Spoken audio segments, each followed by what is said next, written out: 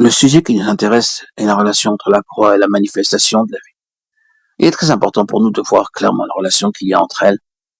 Une chose est évidente, c'est que la vie dans le sens divin, dans le sens spirituel, cette vie qui est appelée vie éternelle, ne peut être reçue que comme résultat de la croix du Seigneur Jésus. Sur la base de sa mort et par sa résurrection, cette vie éternelle est donnée à ceux qui croient. Parfois, nous parlons de cela comme résultat de la simple foi en l'œuvre expiatoire du Seigneur Jésus-Christ. Pour recevoir cette vie, le sens de combat ou le conflit ne sont pas forcément présents. De même, il se peut que ne soit pas connu ce domaine plus profond où la bataille pour la vie est une réalité continuelle. Tout cela parce que concernant le don de la vie éternelle, le Seigneur Jésus lui-même mena ce combat sur la croix. Et nous recevons ce don gratuitement par la foi, en acceptant ce qu'il fit pour que nous ayons la vie. Cela est un aspect de la croix et de la question de la vie. C'est en appréhendant, pour ainsi dire, objectivement la croix que nous recevons la vie éternelle. Tout ce que le Seigneur a fait pour nous dans sa croix, afin que nous puissions passer de la mort à la vie, si nous l'approprions et le saisissons par la foi, a pour effet de nous donner la vie. Mais il y a un autre côté. La croix du Seigneur Jésus, saisie subjectivement, a pour effet de nous donner la vie avec plus d'abondance. Ses propres paroles sont « Moi, je suis venu afin que les brebis aient la vie, et qu'elle l'ait en abondance. » Jean 10. Je crois que la première partie de cette déclaration porte sur l'appropriation simple par la foi de l'œuvre objective de la croix, ce qu'il fit pour nous. Mais la deuxième partie de la déclaration nous conduit plus loin. Une vie plus abondante requiert que ce qu'il fit pour nous soit rendu effectif en nous. Nous pouvons le dire ainsi, en sa croix. Il traite nos péchés et sur cette base, par notre foi en son œuvre expiatoire, pour nos péchés, nous recevons le don de la vie éternelle.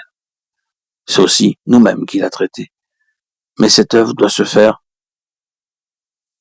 de manière progressive. Et c'est dans la mesure où nous-mêmes sommes traités sous la puissance de la croix qu'un chemin s'ouvre pour que cette vie s'exprime en plénitude, dans des profondeurs nouvelles.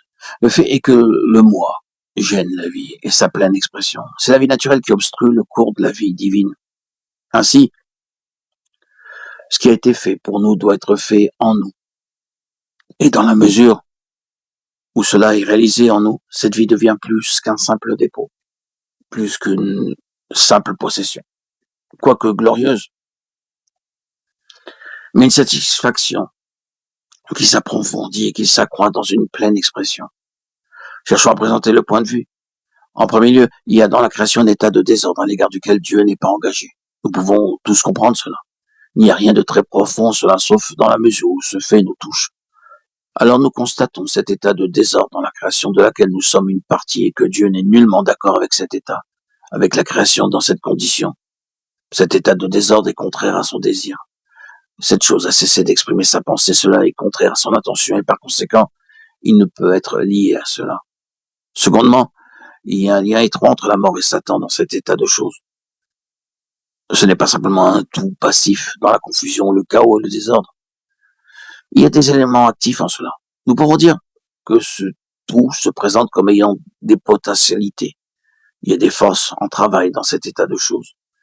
Et ces forces ne sont pas celles de la vie, mais celles de la mort. La mort travaille. Et Satan est associé avec cet état